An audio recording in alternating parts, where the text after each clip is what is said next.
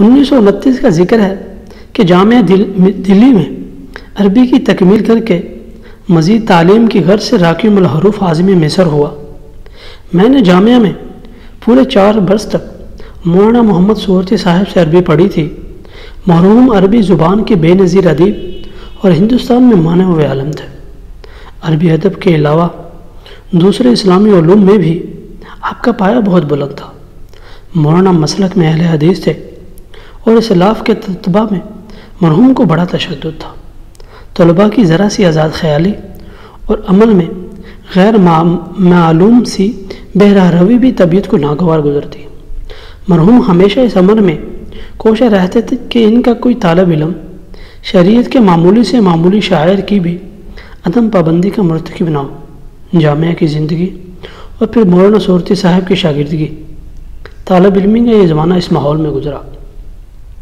مصر پہنچے تو وہاں بالکل ہی دنیا بدلی ہوئی پائی۔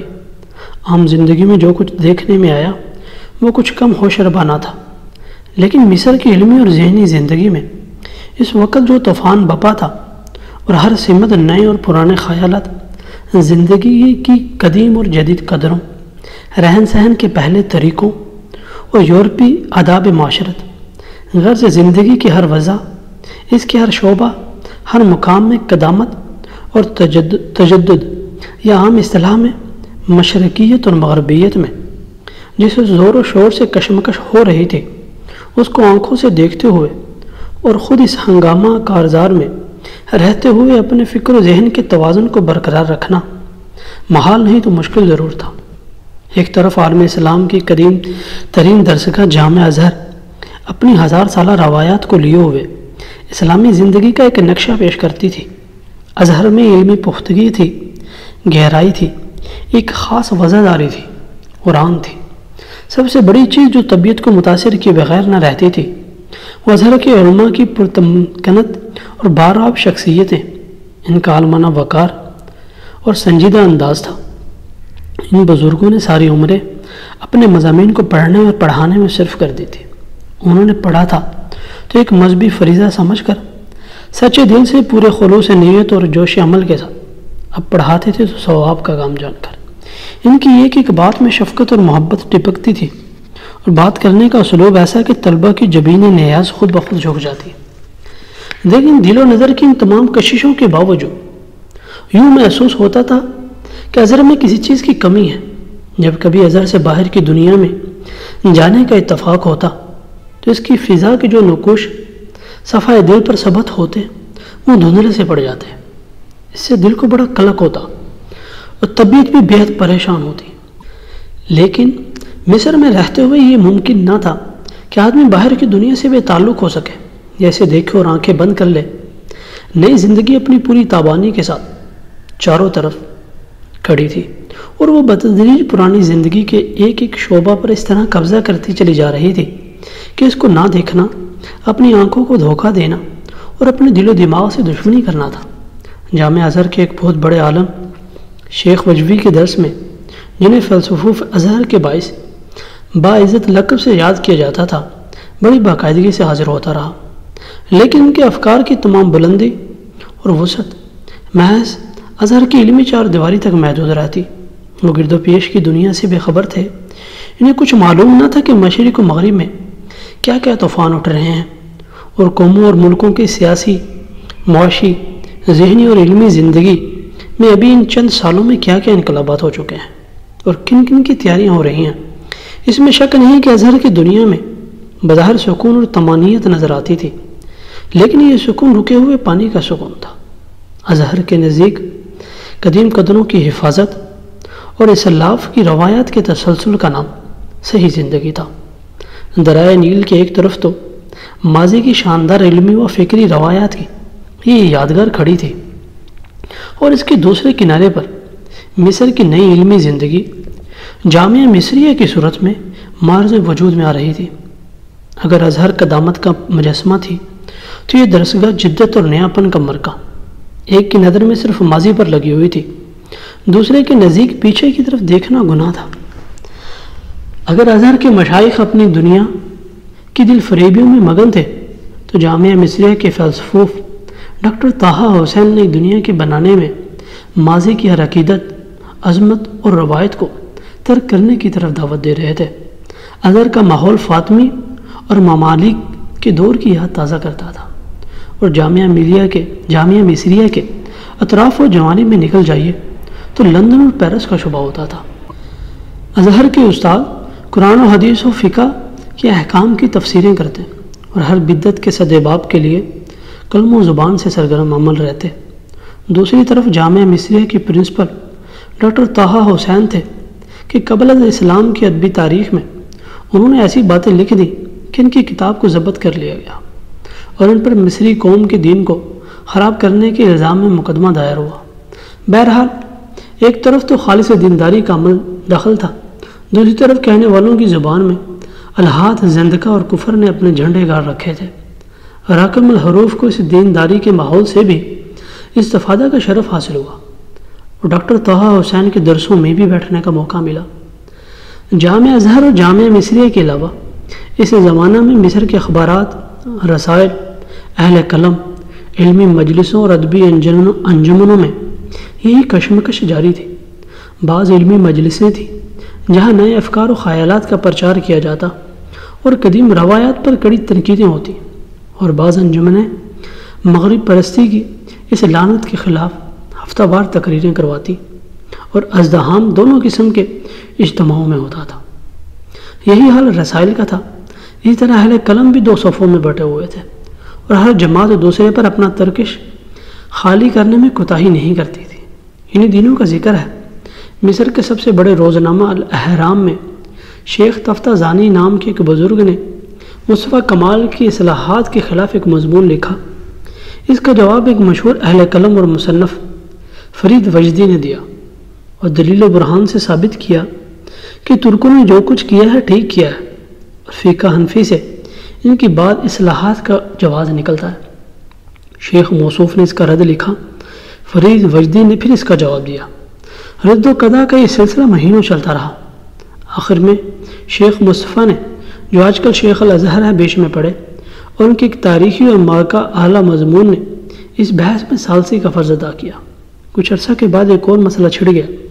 علامہ رشید رضا مرحوم نے، جن کی تفسیر القرآن تمام دنیا میں مشہور ہے اور جو المنار کے ایڈیٹر کی حیثیت سے اسلامی دنیا میں غیر معمولی شہرت حاصل کر چکے ہیں، اپنے رسالہ میں کہیں صحیح بخاری کی ایک حدیث پر جو طلوع و غروب و آفتاب کے متعلق تھی جرا کر دی۔ اس پر ازہری علماء کا ایک گروہ نمبر آزمائی پر اتر آیا اور الاہرامی کے صفحات پر یہ کلمی جنگ بڑے جوش و خروش سے لڑی گئی۔ راکم الحروف دوران قیام مصر میں ایک طویل مدت تک قدامت اور تجدد کی مارکوں کا نہایت قریب سے مشاہدہ کرتا رہا۔ قدیم و جدید ہر خیال والوں کی باتیں سنی، دونوں گروہوں کے مجلسوں اور انجمنوں میں شمولیت کرتا رہا، ہر فریق کے مضامین پڑھے، ان کی کتابوں کا مطالعہ کیا، دونوں کی درسگاہوں سے مستفید ہوا اور ایک گروہ دوسرے گروہ کے خلاف قرآن، حدیث، فقہ اور قدمہ کے اقوال سے جو دلیل اور حجت پیش کر سکتا تھا وہ سب سنتا اور پڑھتا رہا۔ میں نے اپنی آنکھوں سے دیکھا کہ ہر میدان میں قدامت پیچھے ہٹ رہی ہے اور نئے خیالات والے زندگی کے ہر شعبے میں بازی لے جا رہے ہیں۔ کوئی علمی مسئلہ ہو، کسی نئے طرز فکر کو نافذ کرنے کا سوال ہو، زندگی کے کسی پرانے ڈھرے کو بدلنے کی بحث ہو، شروع میں اس کی سخت مخالفت ہوتی اور قدامت پرست مذہب، اسلاف کی روایات اور قومی تمدن کے نام سے اسے جدت یا بدعت کے خلاف بڑے زور کا حملہ کرتے، لیکن زیادہ عرصہ نہ گزرتا کہ جدت فتح مند نظر آتی اور قدامت عملاً اپنی شکست تسلیم کر لیتی۔ میں نے دیکھا کہ آہستہ آہستہ قومی زندگی کے ہر شعبہ پر نئے خیال والے قابض ہو رہے ہیں، سیاست پر یہ حاوی ہیں، صحافت ان کے ہاتھ میں ہے، علمی دنیا میں ان کی قدر ہے۔ طٰہٰ حسین کسی انجمن میں تقریر کرتے ہیں تو ملک کا نوجوان طبقہ جن کے قبضہ میں کل کو اقتدار کی باغڈور ہوگی، ہزاروں کی تعداد میں وہاں امڑ آتا ہے۔ پڑھے لکھوں میں باتیں ہوتی ہیں تو نئے ادب کی، اسلوب بیان سراہا جاتا ہے تو نئے لکھنے والوں کا، اور داد دی جاتی ہے تو طٰہٰ حسین، ہیکل اور ان کے طرز کے اہل قلم کی، اور تو اور خود ازہر کے نوجوان طلبہ اکثر اپنی جمود کی زندگی سے نالا نظر آتے، اور ان میں سے جس کا بھی بس چلتا وہ جبہ اور دستار اتار کر شیخ سے آفندی بن جاتا اور سوٹ طرز پوش پہن کر اپنے آپ کو نئے خیال والوں میں منسلک کر لیتا۔ پرانی عمارتوں کے گرنے اور ان کی جگہ نئی عمارتیں بننے کے درمیان وقفہ میں عام طور پر ٹوٹ پھوٹ، گرد و غبار، شور و شر سے ساری فضا مکدر ہو جاتی ہے۔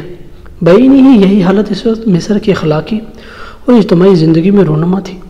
اخلاق کی پرانی قیود ایک ایک کر کے ٹوٹ رہی تھی، لیکن چونکہ زندگی کے نئے ضابطے ابھی بننے نہ پائے تھے، اس وجہ سے عام زندگی میں عجیب انتشار، بے راہروی اور ہیجان برپا تھا۔ قدامت پسند اس اخلاقی تباہی کا ذمہ دار تجدید پسندوں کو ٹھہراتے تھے، اور تجدید پسند تھے کہ وہ اس راہ میں اور تیز قدم جانے کے لیے بے چین تھے۔ اس میں شک نہیں کہ قدیم و جدید کی اس کشمکش میں نئے خیال والے غالب آ رہے تھے، لیکن عام زندگی میں اخلاقی ضابطوں کے ٹوٹنے سے جو عملی نتائج برآمد ہوئے تھے، ان کو دیکھ کر تجدد سے حسن زن رکھنا بھی مشکل تھا۔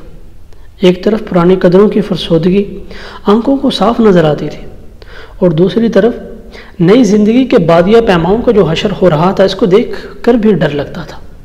طبیعت عجیب گومگو میں تھی، نہ ادھر قرار ملتا اور نہ ادھر سکون نظر آتا۔ ایک مسلسل ذہنی کوفت، ہر لمحہ اضطراب کی کیفیت، نہ کامل یقین اور نہ پورا انکار، تشکک جو ہر وقت دماغ کو مصروف اور دل کو پریشان رکھے۔ یہ تقریباً 4 برس طالب علمی کا زمانہ زندگی کا حاصل تھا، جو وادی نیل سے لے کر راکم الحروف وطن لوٹا۔ مصر سے واپس پر جامعہ ملیہ میں تعلیم کی خدمت سپرد ہوئی۔ یہاں اپنے ایک عزیز دوست کے ساتھ رہنے کا موقع ملا۔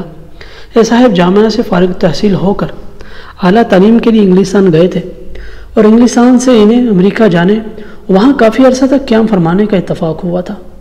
یورپ اور یورپ زدگی کی باتیں ہم بہت سن چکے تھے، اور یورپ کے بارے میں ہمارے اخبارات، رسائل اور اہل قلم کی کتابوں کے مطالعہ سے جو تصور عام طور پر ہر لکھے پڑھے مسلمان کے دماغ میں ہوتا ہے، وہ تصور دستور لکھنے والوں کا بھی تھا۔ لیکن صاحب موصوف کے ساتھ 5 برس تک رہنے اور ان کے خیالات و افکار سے استفادہ کرنے کے بعد معلوم ہوا کہ یورپ کی اصل روح کیا ہے۔ یورپی ادب فکر و ذہن کے کس معراج کمال پر ہے۔ یورپ والوں نے بنینو انسان کی تہذیب، تمدن اور کلچر میں کتنے زندہ جاوید اور ناقابل فراموش اضافے کیے ہیں۔ دراصل بات یہ تھی کہ تحصیل علم کے سلسلہ میں صاحب موصوف کی کوششیں صرف یورپ کے علوم و فنون اور اس کے تمدن کی ظاہری تراش خراش کی خوشہ چینی تک محدود نہ رہی تھیں۔ انہوں نے اپنے 8 سال کے قیام میں یورپ کی روح کو اپنا لیا تھا، وہ روح جس نے یورپ کو عملی زندگی میں اتنی سربلندی اور عقل و فکر میں اس قدر گہرائی، وسعت اور جمال بخشا ہے۔ اور موصوف کی خود اپنی زندگی میں یورپ کی روح اس طرح رچی ہوئی تھی، اور ان کے ذہن کو یورپی ادب نے اتنی جلا دی اور ان کی حس جمال کو اس قدر نفاست عطا کی تھی کہ جو شخص بھی ان سے ملتا ان کا گرویدہ ہو جاتا اور ان کے زندگی کے ہر رخ کو مکمل پاتا۔ اکبر صاحب، جن کی بے وقت موت نے ابھی گزشتہ ماہ ان کے طالب علموں، دوستوں، عزیزوں اور جامعہ والوں کو ان کی ان بے بہا صلاحیتوں سے ہمیشہ کے لیے محروم کر دیا ہے، یورپ کو اس کے صحیح اور اصلی روپ میں متعارف کروانے کا ذریعہ بنے۔ ممکن تھا کہ اپنے مرحوم دوست کی ان باتوں کو میں محض باتیں سمجھ لیتا، لیکن یورپی علم و ادب کی تحصیل اور یورپی تربیت نے ان کے ذہن کو جو سلامت روی اور ان کے اخلاق کو جس طرح کا ثبات اور استحکام دیا تھا، اس کو آنکھوں سے دیکھ کر اور میل جول میں آزما کر یورپ کے فکر و عمل کی زندگی پر جو احسانات ہیں، ان کا انکار کرنا ممکن نہ تھا۔ اکبر صاحب بظاہر کسی روایتی اخلاقی ضابطہ کے قائل نہ تھے، لیکن میں نے انہیں نجی اور جماعتی ہر نوعی زندگی میں اتنا بااخلاق پایا کہ گناہ و ثواب پر احکام اخلاق کی بنیاد رکھنے والے کبھی باور نہ کریں گے۔ حسن و قباح کا یہ احساس ظاہر ہے کچھ تو ان کا ذاتی تھا، لیکن اس کی صحیح تربیت اور اس کو مؤثر بنانے میں یورپی ادب اور اس کے کلچر کا بڑا حصہ تھا۔ زندگی کی یہ تعلیمی منزلیں تھیں جن کے اثرات پر اپنے ذہن کی کل کائنات کا انحصار تھا، لیکن مصیبت یہ تھی کہ ان منزلوں میں باہمی کوئی ربط نہ تھا۔ یہ ذہن کے الگ الگ خانے تھے اور ان میں برابر نظر آتی۔ ہر منزل نے دل و دماغ پر اپنے نقوش چھوڑے تھے، لیکن ہر نقش دوسرے سے متضاد نظر آتا، نہ ایک کو ترک کیے بنتی نہ دوسرے پر یقین راسخ ہوتا۔ دماغ ایک خیال کو ایک وقت میں اپنے دامن میں جگہ دیتا اور دوسرے وقت میں اس سے بالکل مخالف خیال دستک دیتا تو دماغ اسے بھی قبول کرنے میں تعامل نہ کرتا۔ چنانچہ اس کی وجہ سے نہ فکر میں کوئی تسلسل قائم رہ سکتا اور نہ طبیعت کو سکون نصیب ہوتا۔ اسے ذہنی انتشار سے زندگی میں جو تلخی پیدا ہوتی ہے اس کا اندازہ کرنا زیادہ مشکل نہیں۔ خیالات کی ان تنگنائیوں میں بھٹک رہا تھا کہ 1938 میں شیخ الجامعہ صاحب کا حکم ملا کہ مولانا عبید اللہ سندھی جامعہ کے کسی استاد کو مکہ معظمہ بلا رہے ہیں، تم جلدی کرو، فوراً روانہ ہو جاؤ، حج بھی کر لو گے اور مولانا کی زیارت بھی ہو جائے گی۔ شوق و عقیدت، خوف و طمانینت اور تشکک و یقین کے ملے جلے جذبات کو لیے ہوئے میں حرم پاک کے جوار میں مولانا کی بارگاہ میں حاضر ہوا۔ میری سعادت کے شیخ الجامعہ صاحب کا قرہ افعال میرے نام پر پڑا اور پھر یہ مزید خوش نصیبی کہ مولانا نے مجھے اس لائق سمجھا کہ میں ان کے سامنے زانوِ ادب طے کر سکوں۔ مولانا نے نہ صرف یہ کیا کہ جو کچھ میں جانتا تھا اسے پھر سے سمجھایا، اسے جاننے کی وجہ سے ذہن میں جو گرہیں پڑ گئی تھی انہیں کھولا، بلکہ آپ نے علم کی بے کنار وسعتوں کی طرف بھی توجہ دلائی جن کے حامل ان کی ذات اقدس تھی۔ مولانا کی شخصیت اور ان کے مبلغ علم و فکر کے ایک کونا کا یہ دھندلا سا خاکہ ہے جو میں اس کتاب میں پیش کر چکا ہوں۔ میرا محدود علم ابھی اس قابل نہیں کہ اس عظیم المرتبت شخصیت سے اہل ملک کو کما حق کا واقف کرا سکتا۔ خدا نے توفیق دی اور مجھے مزید مطالعہ کا موقع ملا تو انشاءاللہ مولانا کی شخصیت اور ان کے بیان کے متعلق مستقبل میں زیادہ قابلیت اور بہتر صلاحیت کے ساتھ کچھ اور لکھنے کی کوشش کروں گا۔ وسلام، محمد سرور۔